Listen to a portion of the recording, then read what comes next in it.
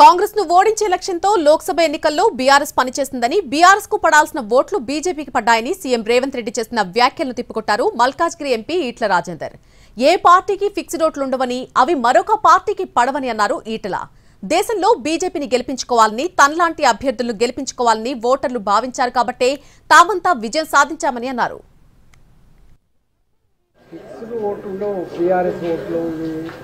BJP ఓట్లు ఇది కాంగ్రెస్ ఓట్లను ఉండవు.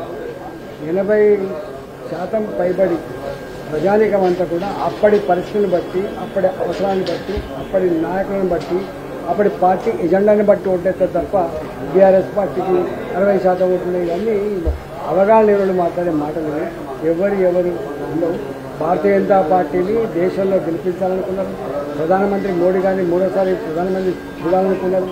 నాలాంటి బిడ్డని గెలిపించుకోవాలనుకుంటున్నారు కాబట్టి పైన ఓట్లేసింది తప్ప ఈ వాళ్ళు అన్నట్టుగా ఇవన్నీ చెప్తే పడితే ఇవాళ రేపు భార్య చెప్తేనే భర్త ఇంటలేడు, భర్త చెప్తేనే భార్య ఇంటలేడు. ఒకటే ఇంట్లో ఉన్నటువంటి 4 ఓట్లు ఒకే దిక్కు పడతానికి విశ్వాసం లేనటువంటి ఈ రోజులలో మరి ముఖ్యమంత్రి